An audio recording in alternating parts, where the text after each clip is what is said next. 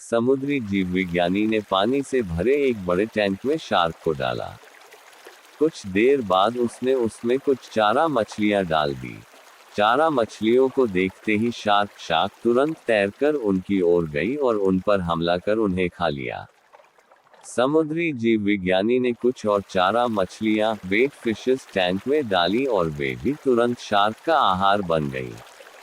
अब समुद्री जीव विज्ञानी ने एक कांच का मजबूत पारदर्शी टुकड़ा उस टैंक के बीचों बीच डाल दिया। अब टैंक दो भागों में बंट चुका था।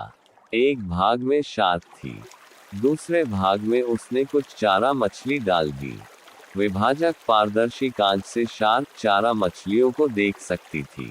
चारा मछलियों के देख शार्क फिर से उन पर हमला करने के लिए उस ओर तैरी, लेकिन कांच के विभाजक टुकड़े से टकरा कर रह गई।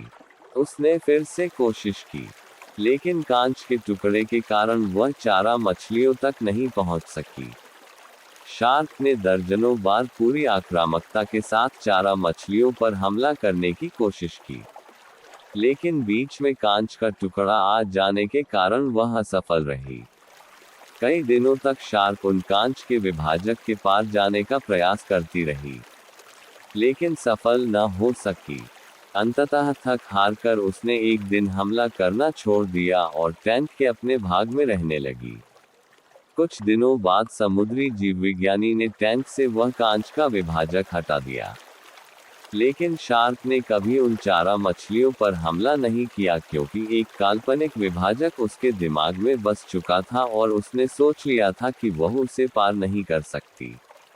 सीख: जीवन में असफलता का सामना करते करते कई बार हम अंदर से टूट जाते हैं और परिस्थितियां बदलती रहती हैं। इसलिए अतीत की असफलता को दिमाग पर हावी न होने दें और पूरी लगन से फिर मेहनत करें।